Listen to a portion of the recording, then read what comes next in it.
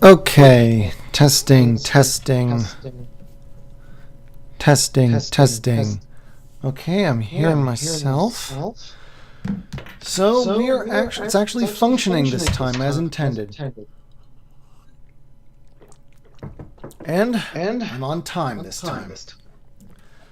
So, for those of you who missed all the screw-ups and chaos of this afternoon, this is basically my second attempt at a stream where I talk about Star Wars fan films, because with Disney kind of disappointing with its output, and I've heard conflicting opinions about Star Wars Outlaws, but mostly I'm not too optimistic because I just don't trust Ubisoft these days.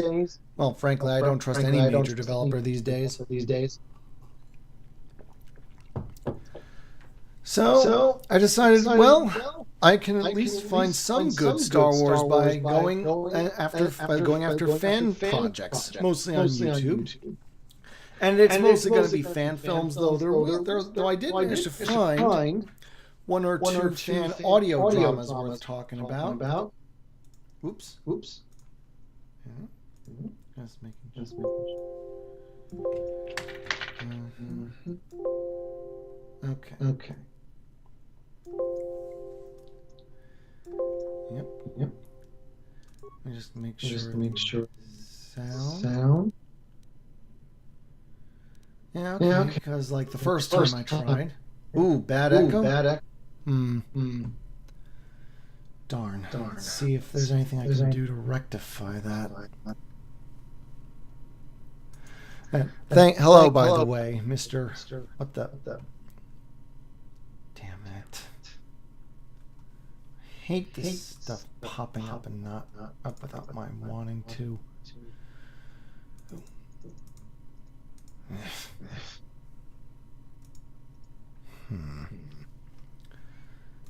Check out mic.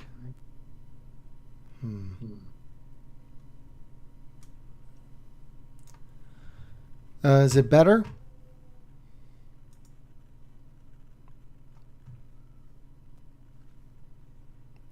Yeah, I got this weird system set up because apparently on my MacBook the chat feed does not show anywhere.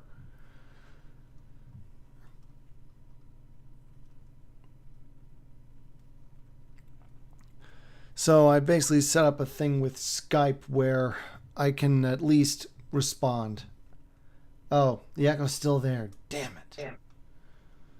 Hopefully I can fix this.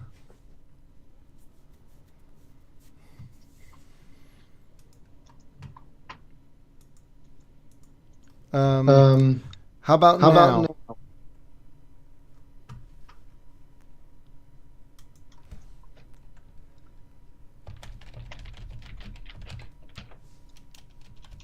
Anything now? I'm currently talking.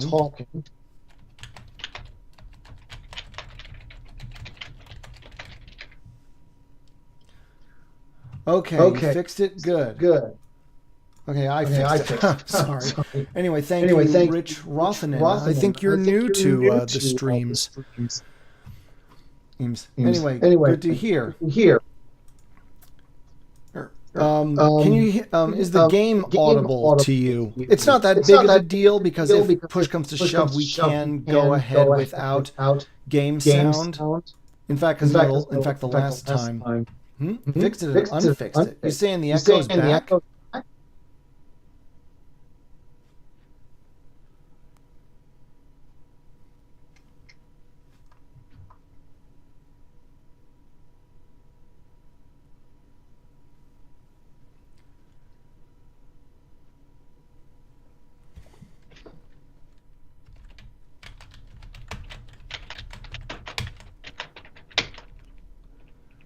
Oh, that's annoying because I'm not hearing it because I turned off the audio for the computer. So because I literally can't hear the game.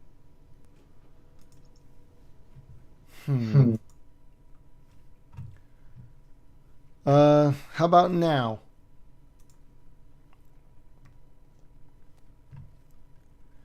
Because I'm not hearing any echo now from through the microphone. Is it still echoing?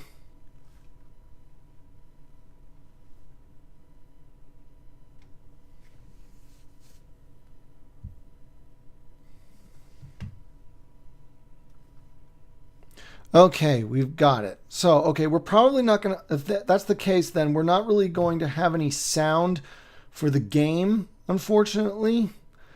But if that's, but at least if this makes me intelligible, then fine, so be it. So yeah, we're probably not going to have any sound. But yeah, play some KOTOR and talk about, actual good Star Wars content made by people who often didn't have the kind of resources that Disney or, Lucasfilm even at some points did, but through a lot of passion, made some pretty amazing stuff. Okay.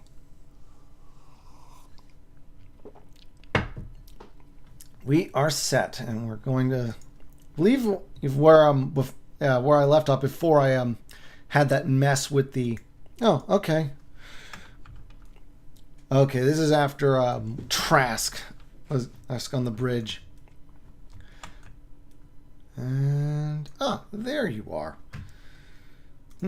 Good thing this game allows you to change what you're equipping in the middle of a combat situation. So yeah, anyway, Star Wars fan projects. And to sort of set the lighthearted tone of this stream, or at least the tone I'm going for, we kind of begin with not the very first, but the one that kind of.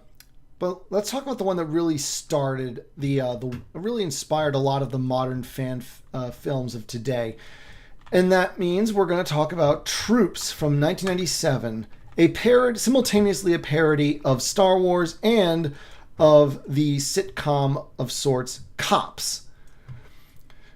And it's not quite a laugh out loud funny, but it is very humorous. And I imagine it's a lot more humorous for all the folks who actually did see Cops back in the day. But yeah, it's basically sort of a comedic retelling of a bunch of stormtroopers looking for R2 and 3PO on Tatooine.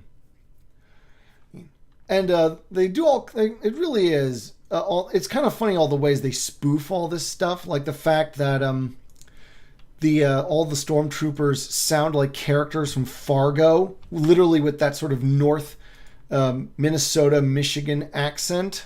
Well, maybe it's more Minnesota than Michigan, but either way, it's Fargo. It's the Fargo dialect.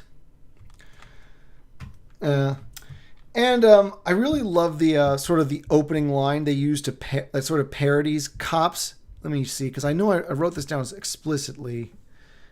Here we go. Yeah. All suspects are guilty, period. Otherwise, they wouldn't be suspects, would they? Apparently that parodies sort of the opening line of Cops, where it's like something like, all accused will be, prosecuted in a court of law, It's actually kind of interesting the way that they. I really do like these kind of the mini games. You don't see these kinds of mini games in RPGs these days, and I say this is someone who was never even that much of a gamer. Still am not really. Okay. The another really standout for me was during the initial opening part, because actually I don't know if this, because the version of Troops that I saw was on YouTube. There's links in the descriptions to all the fan stuff that I'll be talking about today. And I don't know if it looks worse on DVDs in higher definition, because I know that you can get it on certain DVDs, and in fact even there's I forget which edition it was, but there's actually an edition of Cops where they included this in the DVD. They included Troops in a Cops season DVD. Yeah, I was clicking on the escape pod. And I don't know if it looks worse in the higher def, but actually I think because the versions on YouTube are pretty low resolution, like maybe no more than 320 plus. Well, 320. The CGI doesn't look nearly as bad as I was expecting it to. Because, you know, you have like a classic Imperial shuttle, you've got some ATSTs and speeder bikes. And I don't know, I think it's because of the low resolution, the CG doesn't look as bad as I imagine it probably would in a higher definition. But anyway, the other thing that I really like about, like, sort of like another nice little subtle joke is the fact that in the opening, where they're sort of doing the captain of the stormtroopers is like talking, I guess, into the camera, and he said, and you know, again, he sounds like a Fargo character. He's going, "Oh, you know, Tatooine may seem like the ass end of the galaxy, but I love the small town feel, you know." And the part where he goes like, but then he follows it up with "We know everybody here, everybody." And I just love that nice little emphasis he put on the last. He goes, yeah, this is the tyrannical empire. Yeah. But anyway, there's not really much else to say about Troops. It's like 10 minutes it's at most. Pretty short. And, like, again, I don't think it's laugh out loud funny unless you like the kind of humor that it uses. But I think it's a decent little spoof. There's, like, they interrogate some Jawas. And, like, yeah, the only effect that I think that was actually noticeably bad was, like, the Jawas, they obviously couldn't do, like, the fancy thing where you can just see the glowing eyes out of the hoods. They literally had, like, masks, like, black masks with yellow eyes painted on them. Or something like that. But, yeah, they interrogate some Jawas, end up having to shoot them because the Jawas try to run. And, then they have like an encounter with Owen and Beru Lars, and they sort of do this funny thing. Oh, this is really how it happened. Why they ended up as charred skeletons.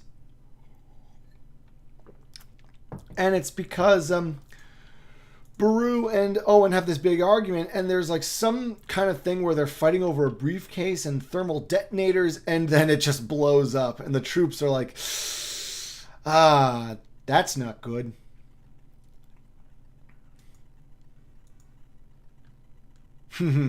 Oh man, I do love this line. I definitely drew attention to it in my KOTOR video. That, you know, should this be canon thing? The Force can do terrible things to your mind, and erase your very identity. One of the very first really great plant they did, setting up the twist reveal that you are in fact the former Sith Lord Revan. And anywho, yeah, like we've gotten the other options.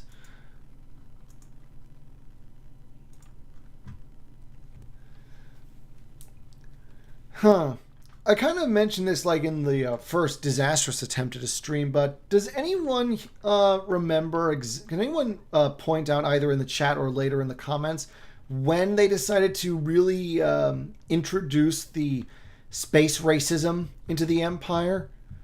Because if you like go through like the original trilogy, there's no mention at all of anti-alien bias in the Empire. I think that we were just expected, and like you've noticed there are a couple of people that point this out, and that's kind of why you have like at least, you know, ironic Empire fans.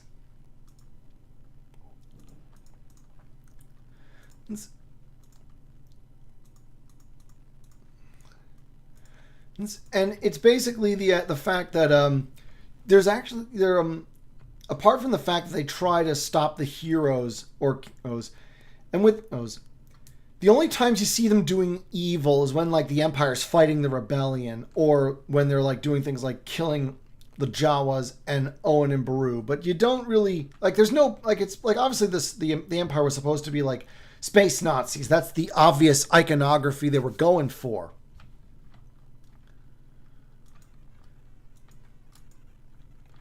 But But yeah, they don't really go in for like a lot. There's no surveillance system in place. And there's some people that point this out that like it was only like in Andor, in fact, where they first really emphasized the fact that yeah, this is a tyranny.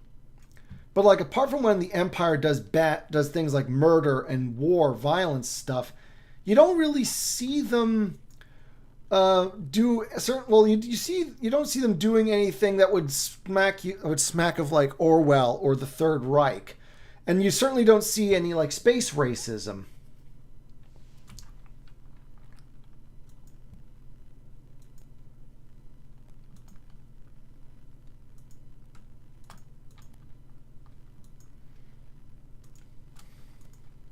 Yeah, the Achani. It's funny, like they only popped up in KOTOR 2. I wonder if there was like an intention to include that in KOTOR 1, but there just wasn't room or time for it. Where's the energy shield? So, okay, we're getting way off topic now. You were talking about Star Wars fan projects. Damn, don't have enough for the stealth unit. Oh well. Ooh, I don't? Let's see what the sell list then says first. So yeah.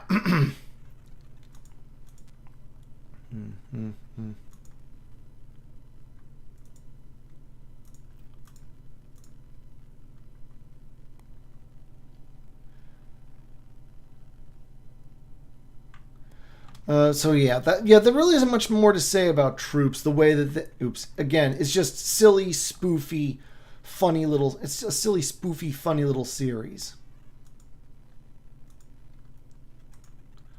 Whoops, forgot to buy the shield. So the next one I'm going to talk about. It's similarly low budget, but unfortunately, if anything, it looks kind of worse than Troops, despite coming out years later, and that is Star Wars Revelations 2005.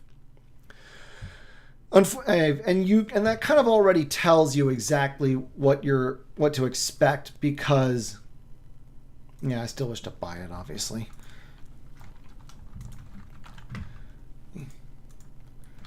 Because, you know, this is the mid-2000s, that oh so awkward or part of filmmaking history where the effects were just not good. CGI was being used a lot in all kinds of stuff, and it just never looked great. It never looked very good. Like, you know, stuff like the sci-fi Dune series. He's like I think the only one that I can off the top of my head that a sci-fi series that did this and was able to make it work was Farscape. The name escaped me for a moment there, but that was because it used it solely for the ship scenes, and they had so they used it very sparing, and like the fact that they used it very sparingly. That was what made... Oh, yeah, something's always bothering Karth.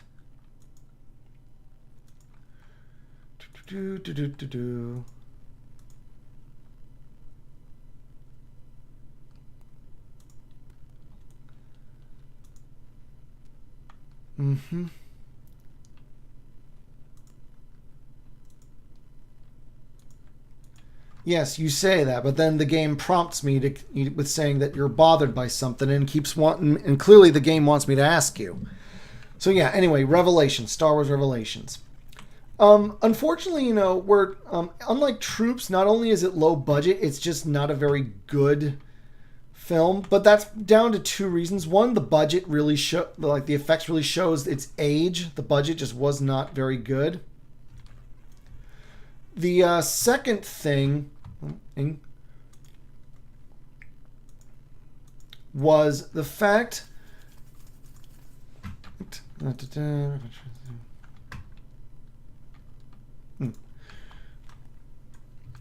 was the fact that the story, like the video, the movie itself is about like 47 minutes. So that is that's barely half a movie. And unfortunately, it's just not enough time to really tell the kind of story that it obviously wants to tell. But I still recommend checking it out. Again, like all the other stuff that I'm going to be talking about, there's a link to it in the description. Not by the original creator, and nor his troops for that matter. Oh, and that reminds me, I forgot this, but I really wanted to do this because, again, as I said at the top, Troops really inspired a lot of the Star Wars fan films. It sort of was what really upped the popularity. Auto level up.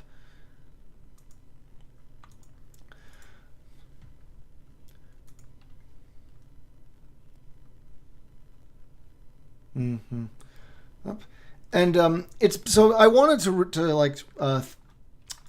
give a shout out to the people who created Troops. So Kevin Rubio was both director and writer. The story, according to Wikipedia, was written by story and yet writing are two different departments. I don't know if that means like screenplay or something. But anyway, Stephen Melching, David Hargrove, David McDermott, actors. Cameron Clark, Jess Harnell, Bill Farmer, Eric Hillary, and Caleb Skinner. Sorry if I got any of your names wrong. And with Kevin Rubio, Shant Jordan, Patrick Perez as the producers. Where is the exit? And the cinematography by Cricket Peters and David Foster as the editor. So, to all of you fine gentlemen, thank you very much for for your service, for your contribution to Star Wars. So, it's likely that there might still be Star Wars fan films, especially nowadays because the internet has made it possible. Yes, the dueling thing. But it probably wouldn't be what it is without it. So, to all the fine folks who worked on Troops, a salute. If anyone here watching has a drink to hand, toast them. They deserve it. Yep. It's kind of funny that the guy is called Deadeye. By this point, they ought to have given him like a mocking monitor. Or like Molasses Dan or something, because it doesn't matter if in this sort of game, it doesn't matter how accurate you are if you can't get the shot off first. If I can just find the exit. But yeah, anyway, Revelations. The story is set between Revenge of the Sith and A New Hope, and it's mostly about a few survivors of the Jedi Order. It follows especially two sisters, both of whom were Jedi seers. And apparently the younger sister, her visions were erratic or unpredictable in some way. I can't recall exactly off the top of my head, but the Jedi Council rejected her. And so, the older sister kind of took exception to that. And, what's this? In the chat. A guy doing the Plagueis book in movie duels. Oh, yeah. There are, several channels that do, fan audio adaptations of books. A big one is The Archivist. I never seem to have enough time to listen to him. But if I ever do, I want to, because I've listened to a few bits of it. I haven't had the time to listen to them in full, but they sound really good, real professional quality.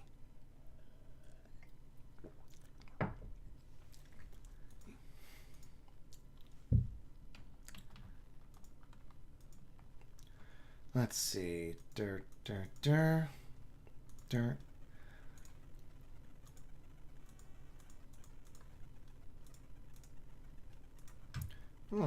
Okay.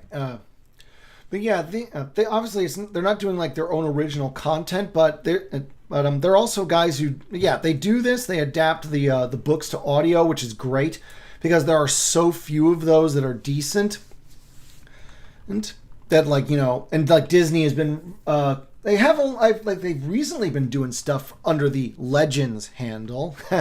Yeah.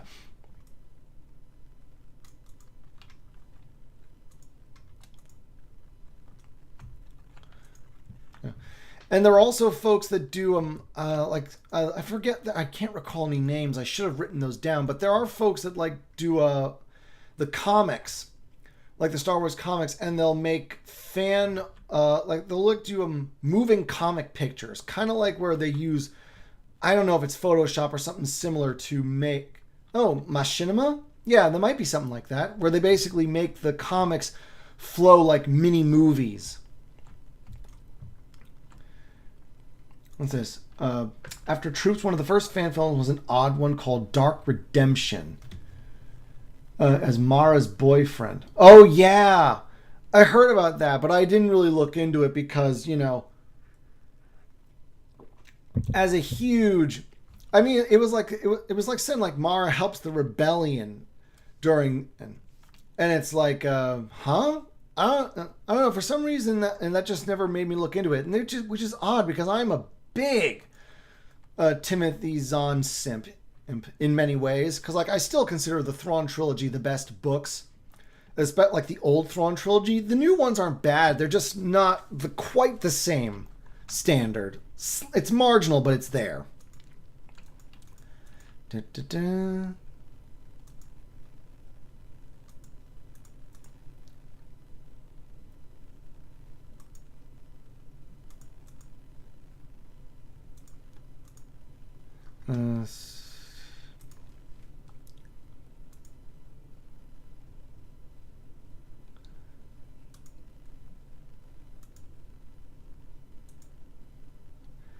Darn, my persuasion. I guess this is what I get for auto level up.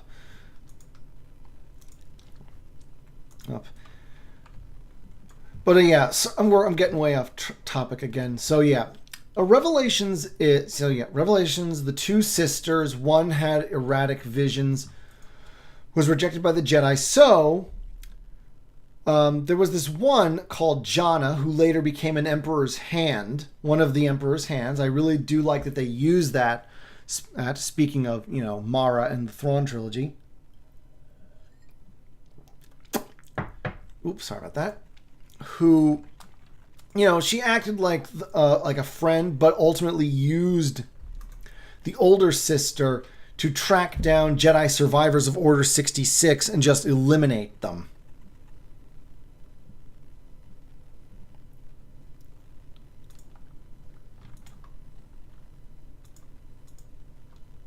Yeah. And so...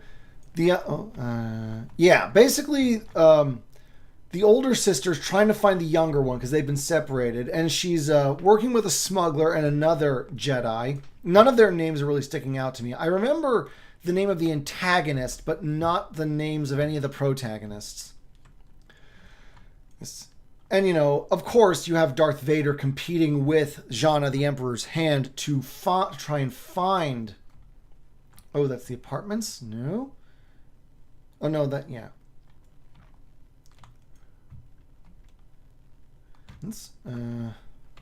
Yeah, they're both competing to see who can find this younger sister, because apparently only a Jedi seer...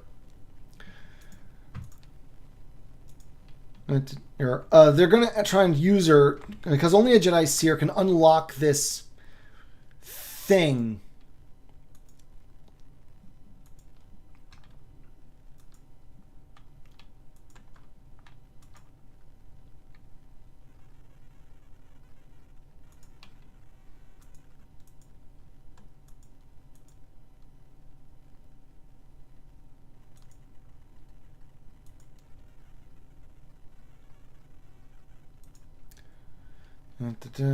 Yeah. There's, unfortunately, like I said, Revelation is... Yeah, the point of the story... Vader and John are competing to who can find the seer, the younger sister, because she's the only because only a seer can unlock whatever it is. There's this thing in a cave that they find at the very end, and for some reason it's like a data network. Maybe it works like a holocron, because otherwise, why would you need a seer specifically? You'd think that any Force user would do.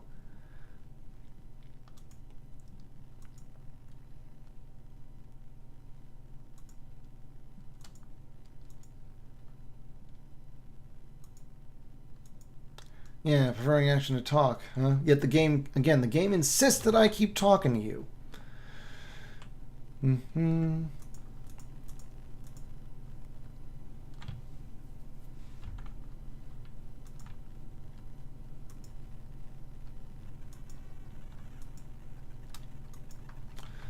Yep. Yeah, like I said, there's really isn't much to say about Revelation. They do because like I said, it's not that good. And the effects really do show their age. Like I said, more so even than Troops. But again, that might just be because both are on low resolution on YouTube. But the but for whatever reason, Troops just hides its age better because of that low resolution. However, I do think that Revelations is interesting and worth looking at, and that's because at the very end, the one interesting thing about it is that they reveal at the end that this renegade, I think it was Sokar or Sokal, stupid ad.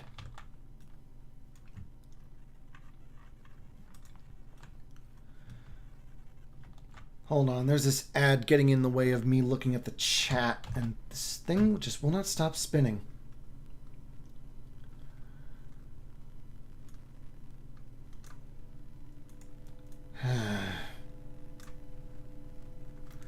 Darn it.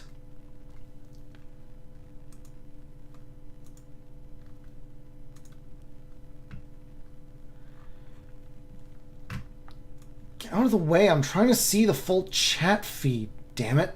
There. It's something.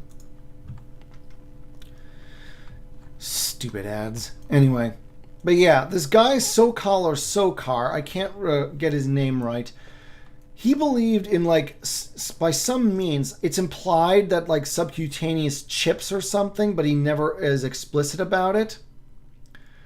He basically says that he wanted to, like, track all Jedi, and so that he could, if necessary, eliminate any that showed signs of falling to the dark side.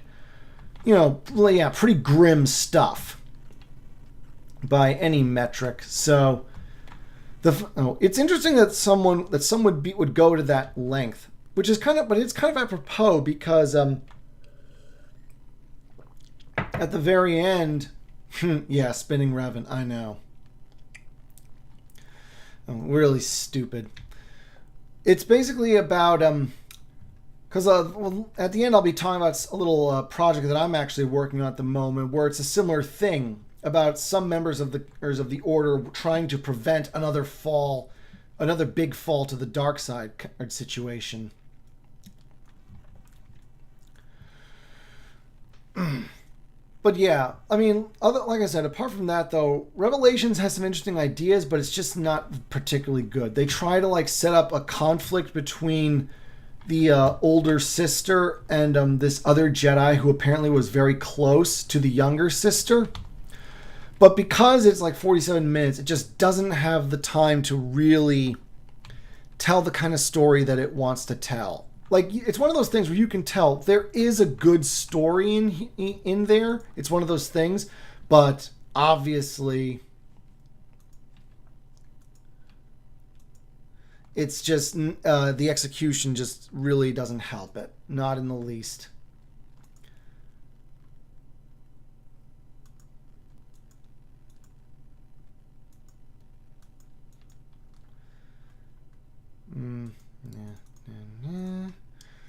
So, so let's move on to the next one, because there really isn't much else to say about Revelation. And one that I would love to really emphasize is one called Days Past. Again, like I said, all of the links to the stuff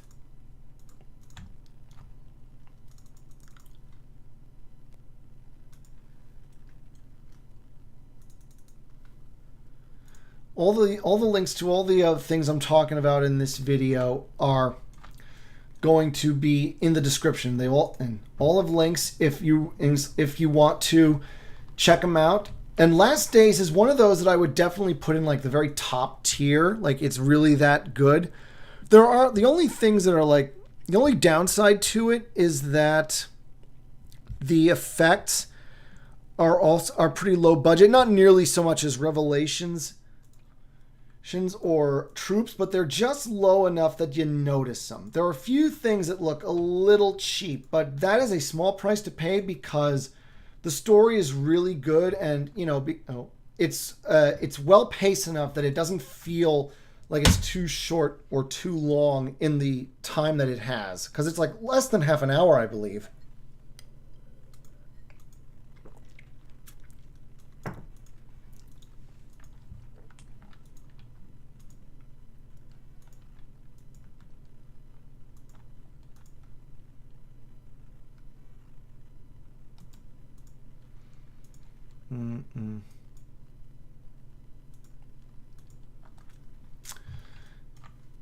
Let me just check, see if I got the uniform. Yep, I do.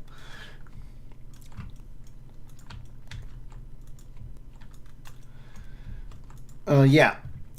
It's basically, the story is about a former Imperial officer who basically quit when the Empire demanded some they don't really describe it, but some kind of an invisible wall has appeared before me. But yeah, some atrocity that she refused to basically do. She refused to follow orders, and so, discharge. And so she's living on this little planet, a little desert planet, all by herself.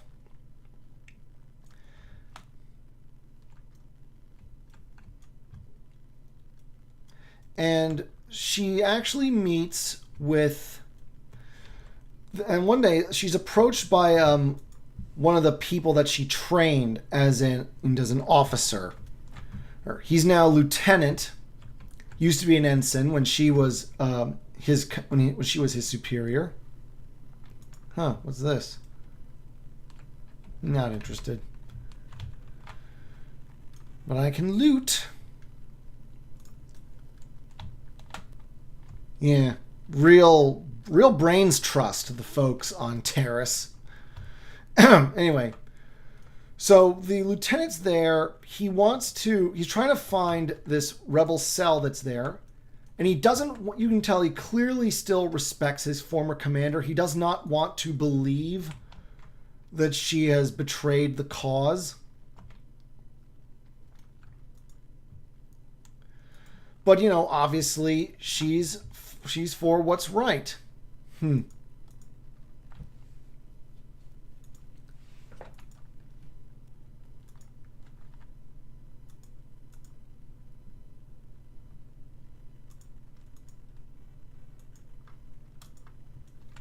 Yeah, I don't think I got credits to spare.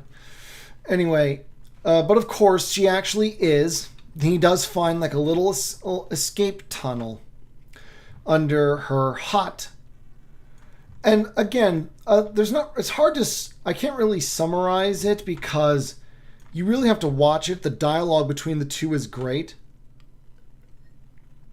And the acting is probably the best out of all the fan films because you really feel the conflict between these two.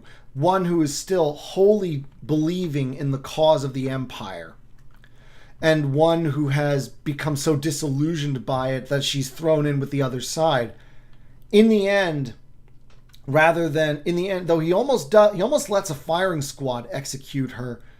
But there's a great bit where she says, the man I trained would be man enough to do it himself. And in the end, he does walk in, kills this person that he had so much respect for. And as he walks out, he tosses aside the gun. The blaster, I should say.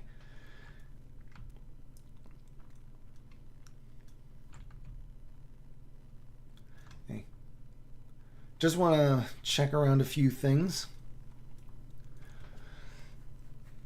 The other, I believe it's last days, just making sure.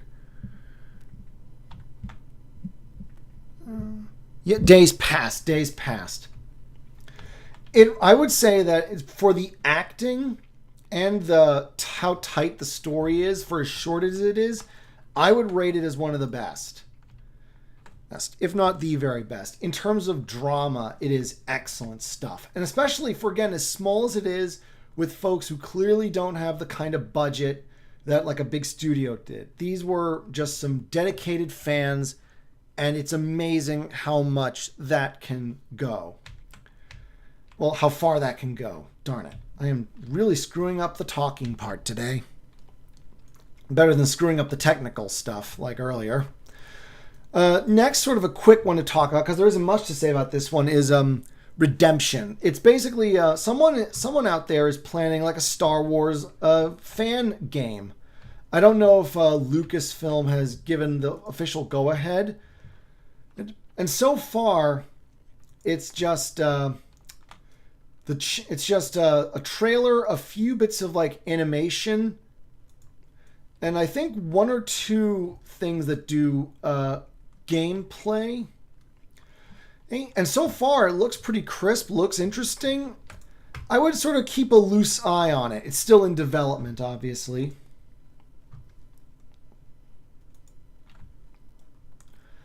But, you know, it's obviously a young Jedi Knight during the Clone Wars. So far, it looks promising for, you know, something as early in development as it is. I'm obviously not going to, until like something concrete comes out of it, I'm obviously not going to say that you should like pre-order or buy it, if that's even a thing.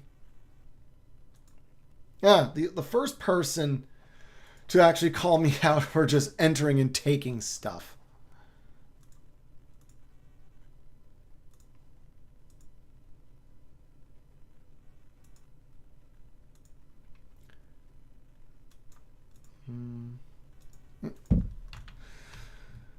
But yeah, you know, I do, like I've often said that I think pre-ordering is a sucker's game. I mean, why on earth would you pay early for a product that has not come out? When you don't even know, when you're not even paying something for something that's completed. But from what little there is, I would say that Redemption might be worth keeping an eye on for future. The next, another fairly short one. This was done by Eckhart's Ladder, one of the bigger, like really big Star Wars channels who like talks about like the minutia of the setting and stuff. And he did a little thing called Battle of the Dreadnoughts.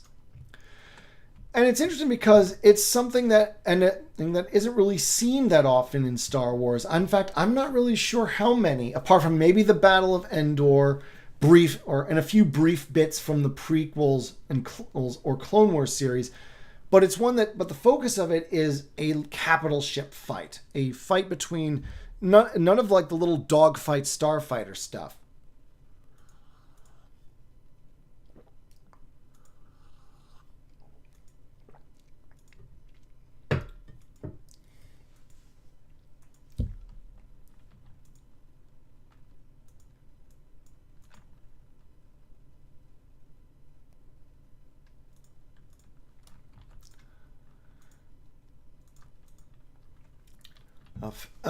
Yeah.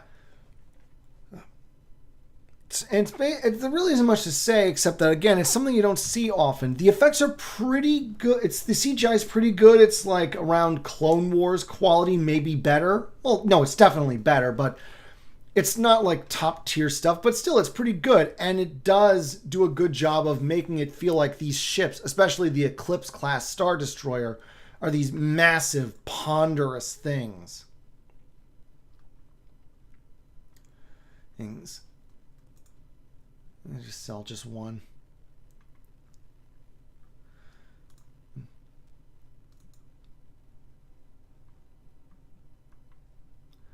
Yeah, these massive ponderous things.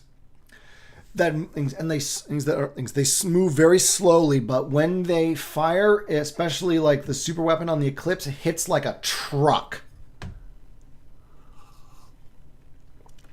So, you know, again, for a short video, it's pretty good. Yeah,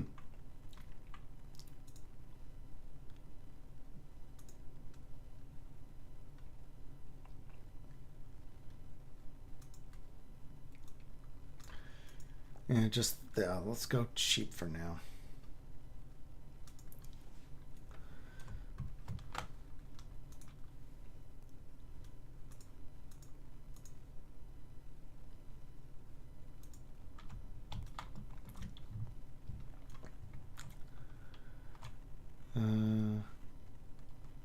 Oh no, that's the cantina.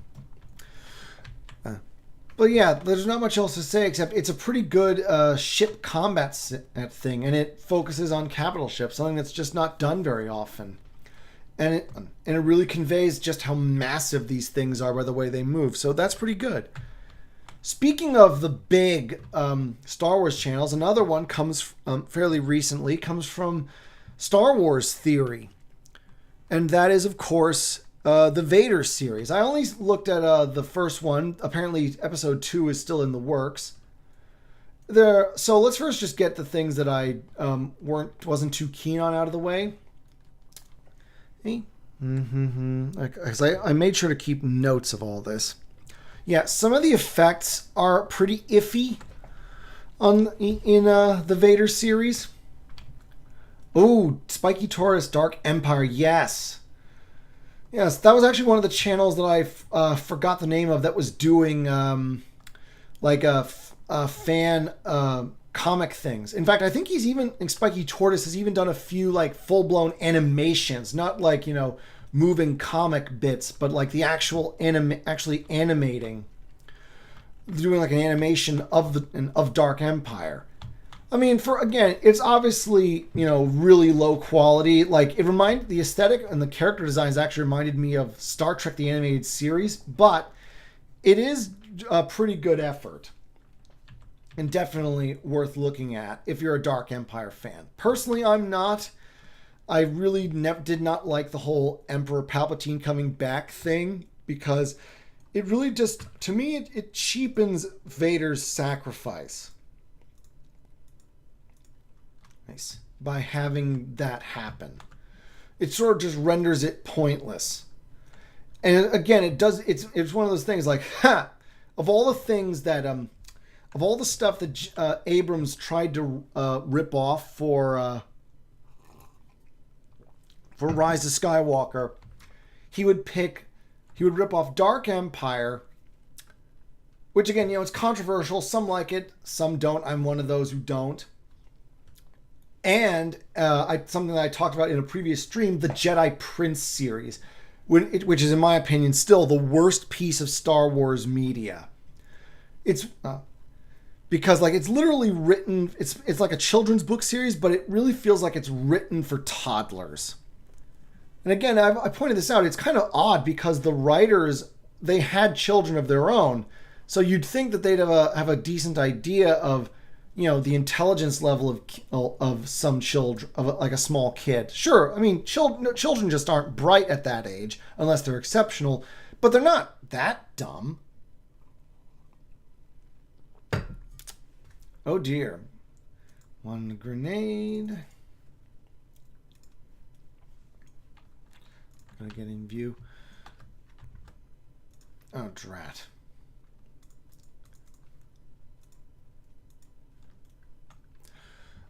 So yes, Vader Shards of Memory. The effects aren't that great. The other thing is, so let me actually do the story first. So it's basically, as the title suggests, it's all about Darth Vader. And it's all about the tragedy of his existence. Like, it starts off with like him dreaming that he's finally, you know, killing the Emperor because he blames the Emperor for Padme's death. And of course, you know, the Emperor responds that, you know, as you might expect, that was all you, man. You're the one who actually killed her. And of course, at the end, the Emperor is like, he's too powerful. He's killing Vader. And then there's this great bit where Vader awakens and he's like hooked up on this rig thing out of his armor. I'm assuming it's some kind of hyperbaric chamber because Vader is normally can't survive well outside the armor. But he's got a breathing mask on, so maybe that helps.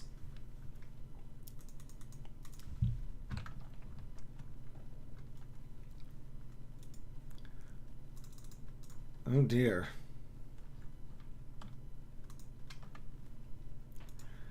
Not doing so hot against this guy.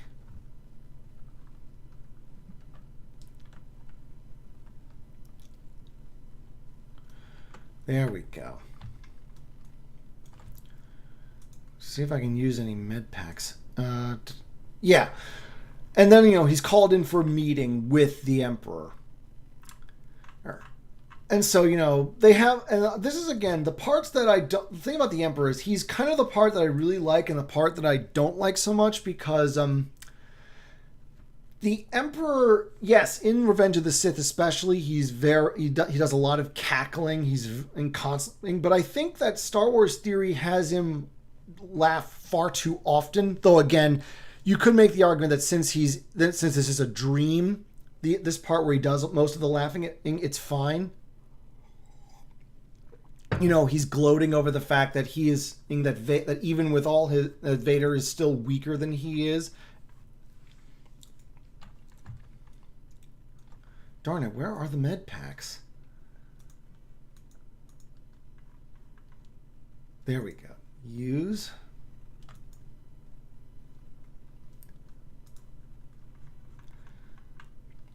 But the part that I really like though is not the parts where the Emperor is gleeful and gloating. The part that I really like is where he's talking to Vader about he senses that there is conflict within him, that Vader is not quite on the top of his walker, that's still in him somewhere somehow. Oh, and basically Palpatine keeps insisting that as long as you are bound to this part of your past, as long as you refuse to accept it, you will never achieve mastery of the dark side. And there's actually the best part is this bit where he basically asks, who is it that stands between, who is it that is standing in your way, Lord Vader?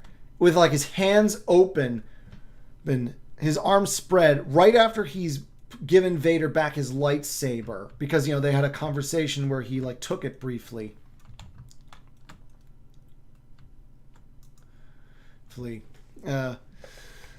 And you can tell that, Vader, all he would have to do is flip the switch and he would impale Palpatine and end him right there. And you wonder, does the Emperor know that as much as he is loyal to him, there's a part of Vader that hates him and wants to kill him, as is suggested by the dream at the very start? And I do love the fact that that Star Wars Theory keeps it ambiguous. You don't know if he knows, though personally I suspect that he does. I imagine it just tickles that old bastard pink inside to know that to be aware of Vader's anger towards him, his hatred, and his impotence to stop him. Because Palpatine from the very get-go knows that he is the guy with the whip hand. And it's really good stuff. And they set the other part that I'm not too big a fan of at the very end, because they suggest, they talk about how there is a Jedi on Naboo, and he has a purple lightsaber. And it's pretty clear, they lay it on thick that it's Mace Windu. I was never really keen on the idea of Mace Windu surviving. In fact, one of the things that there's some stories where they seem to emphasize that way too many Jedi seem to have survived Order 66. Because again, it contradicts the Return of the Jedi, especially because Yoda explicitly tells Luke that after he is dead, the last of the Jedi will you be. And he's obviously not counting Vader and the Emperor because they're Sith. Now, in fairness, we don't know how long after Revenge of the Sith this has happened. So this could just be in the midst of Vader making or sort of cleaning up after Order 66. So it's plausible, but I think that like Mace Windu coming back kind of robs the moment where Anakin fully sides with Palpatine of some of its impact, because someone has died because of his choice now, that of a conscious choice, not one that was made in anger like when he slaughtered the Sand People. But otherwise, I think it's pretty good, and I'm really looking forward to episode 2. Another sort of a series that has a potential to be ongoing is Bucketheads, and it's a Stormtrooper short. Ah, yes. These two are good characters, Zalbar and Mission. Anyway, so Bucketheads is some Stormtroopers. It's very short. It's an escort mission. They're trying to get this important rebel leader to a certain location. Their shuttle is shot down. They end up crash landing on some forest planet. They're ambushed by rebels. Well, several of the Stormtroopers die.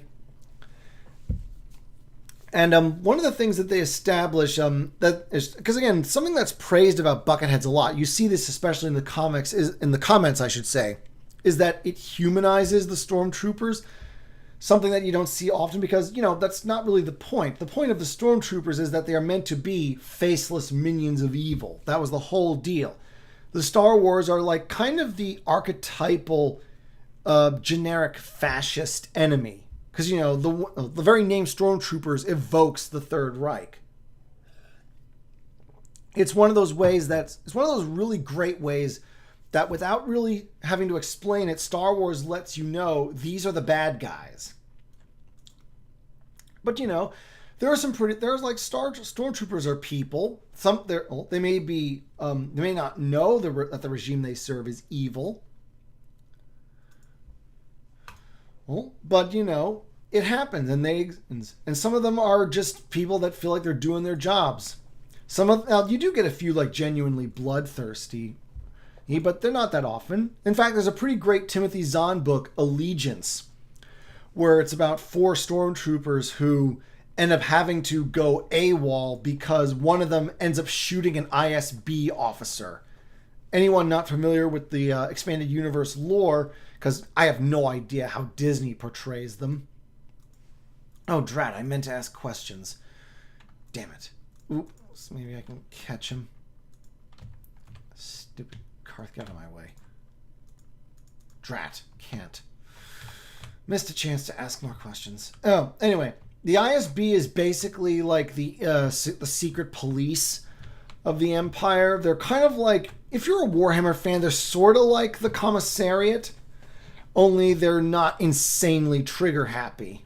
But they are very, they love to lord their authority over others. They really believe that they are like top shit in the Empire. Here. Anyway, back to, and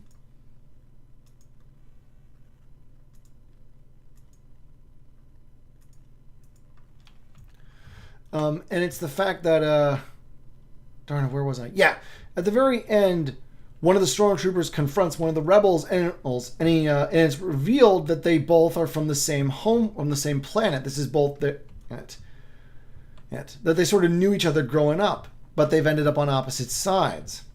And the Stormtrooper lets him go.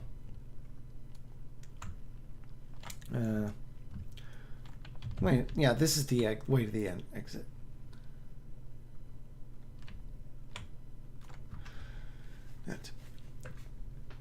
Because again, the strength of Bucketheads is how it shows how the other half lives, for lack of a better term.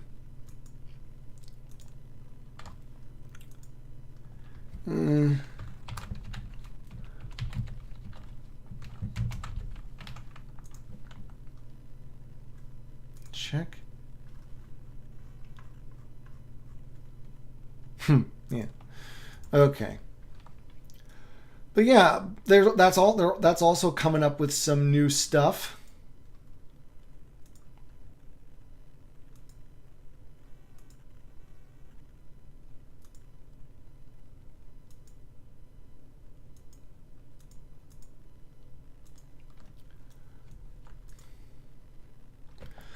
And yeah, I'm looking. I think they've done a couple of episodes as well. I only really looked at the first one, but yeah, that definitely looks like something worth pursuing.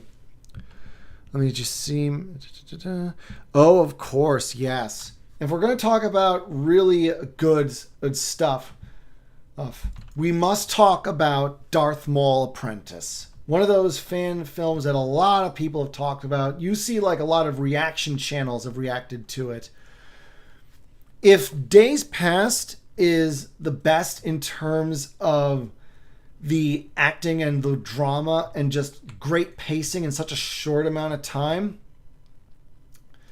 then I would say that Darth Maul Apprentice is best in terms of action choreography. There are some bits of it that I'm not a big fan of, but first I'll do the story summary, then I'll talk about. Oop, they got rid of that ad. Then they'll sort of talk about the few things that I dislike, and then the things that I really do like about it. So it's a Darth Maul story back when he was still loyal to Palpatine, and like all such stories.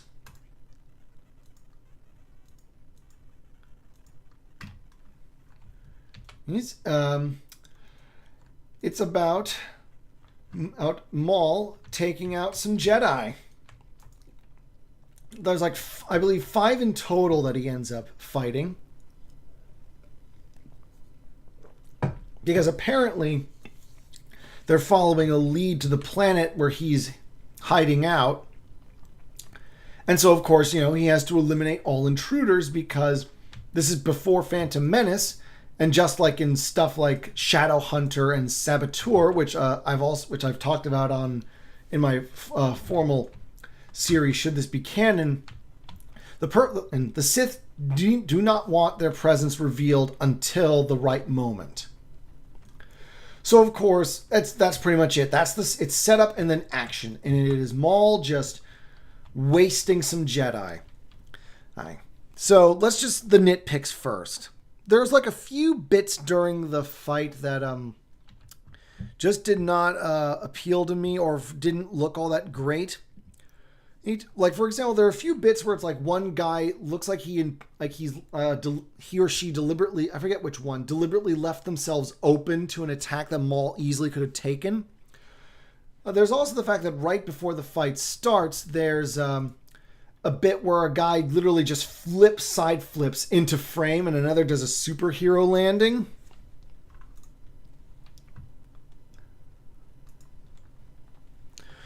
And that just felt real unnecessary to me.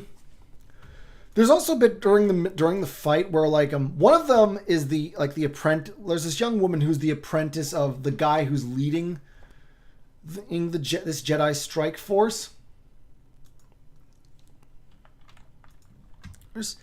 And there's this part where one is killed on his own, and then the other 5 jump in. One of the others one of those 5 gets killed, and the young woman just immediately seems to abandon the fight and runs over to her side briefly. So it's like you're like, at this point you clearly need all the lightsabers you can get trying to take this guy, and you're not. And you abandon the fight in that moment because it's obvious you can do nothing for her at that point. This other woman is dead. The other thing is that the effects of the lightsaber cauterizing, or like when they do blaster hole, it's the same effect they use for like blaster holes and stuff. And it looks it's pretty obvious, like CG or like visual effect plastering over it. It's not very convincing. But that's really the only part that doesn't look good. The costumes are solid. And of course, the best part is the fight. I made sure to write down the actor who was Darth Maul in this, a guy called Ben Shama. And he is just superb in this. You may not believe me, but it really made me feel like when I first saw Ray Park as Darth Maul in The Phantom Menace. Don't quote me on this. I think you would need like a professional stunt coordinator or fight analyst to really compare the two.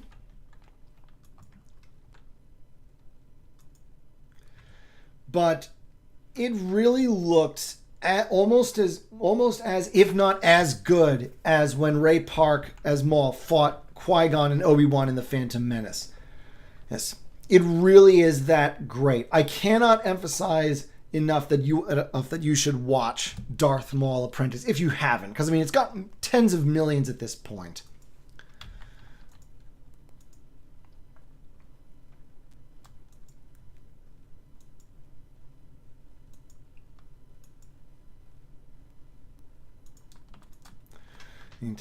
But darn it, I lost track of myself.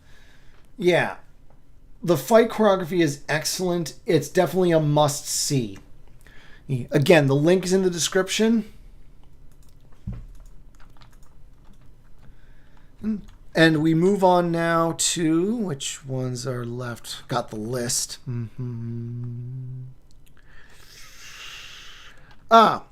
We have the next one is. It's Kenobi by Jamie Costa. That's one of the few creators whose names I can remember off the top of my head. Good. Ooh, what's this? Hello, the Soul of the Dragon. Sorry for the audio mess up earlier. Yeah, there was Revan spinning again.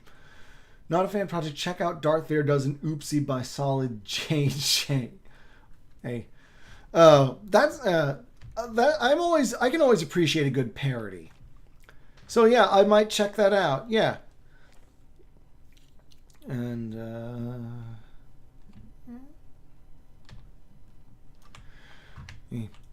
yes, the next one to talk about, Kenobi by Jamie Costa. Basically the story goes as follows. Sorry. It's Ben Kenobi very early into his... Oh, I think I maybe took the wrong turn.